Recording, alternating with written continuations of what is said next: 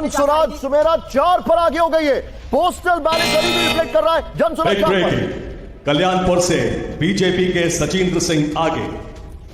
Bharatiya Janata party तो चौथी जो खबर आई है वो भारतीय जनता पार्टी के लिए आई है। पहली भारतीय जनता पार्टी, दूसरा आरजेडी, तीसरा जेडीयू, अब भारतीय जनता पार्टी। इस तरीके से भारतीय जनता पार्टी अभी 2 कम से कम ईवीएम खुलने के बाद वाला जो हाल आकाशवाणी बता रहा है उसके हिसाब से 70-4, 70-4-1 और उधर 43। चनपटिया से जन स्वराज पार्टी आगे चल रही है, ये हम आपको बता रहे हैं। गया टाउन से बीजेपी के प्रेम कुमार पीछे चल रहे हैं, लेकिन जन स्वराज 4 सीटों पर आगे चल रही है और ये अपने आप में एक बड़ी तस्वीर है। चनपटिया से जेएसपी के मनीष कश्यप, तो क्या मनीष कश्यप और रितेश पांडे ही एक्चुअली उनके लिए तुरुप के एक साबित होने वाले? यानी जो वीआईपी उन्होंने उतारे या जो जाने पहचाने चेहरे उन्होंने मैदान में उतारे, उन्होंने जन स्वराज ने, उससे क्या उन्हें एक एडिशनल फैक्टर मिला, उससे उन्हें बढ़त मिली है। रजौली से एलजेपी के विमल राजवंशी आगे।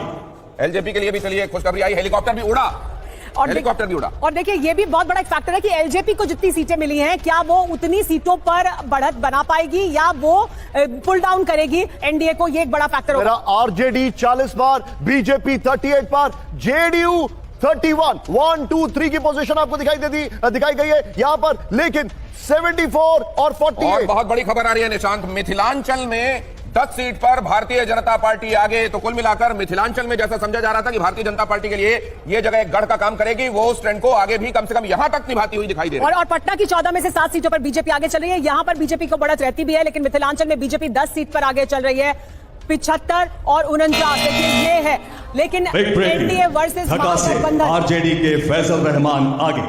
तो एनडीए और महागठबंधन इस समय रुझानों के हिसाब से कैसे दिखाई दे रहे हैं? एनडीए का फिगर 75 का दिखाई दे रहा है और महागठबंधन में आरजेडी सबसे ज्यादा सीटें हालांकि यहां पर लेकर अभी तक आ रही है, 49 उनकी तरफ का ये आंकड़ा दिखाई दे रहा है। और बहुत जल्द हम आपको ये भी दिखाएंगे किसने कर रहा है।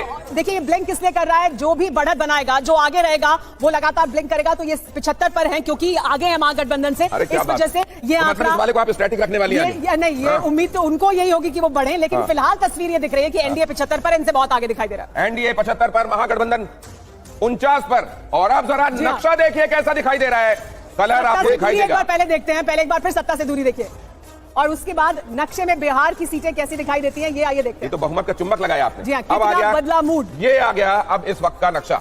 अभी के रुझानों के हिसाब से ये जो रेड कलर या सैफरन जो आपको दिखाई दे रहा है एनडीए और सहयोगियों का है, और आरजेडी का ग्रीन कलर से रिप्रेजेंट अगर करें तो इस तरीके से रुझानों के बाद नक्शा दिखाई दे रहा है। ये रंग है, ये रंग जो ग्रे कलर है, ये एक बड़ी पुरानी कहावत है कि जो चीजें होती हैं वो टॉप डाउन आती हैं। वो वहां पर अगर एनडीए की देखें तो टॉप डाउन चीजें आती हुई दिखाई दे रही हैं, लेकिन इसीलिए आपके लिए बताना हमें बहुत जरूरी है। 75, 49 एंड जन स्वराज 4।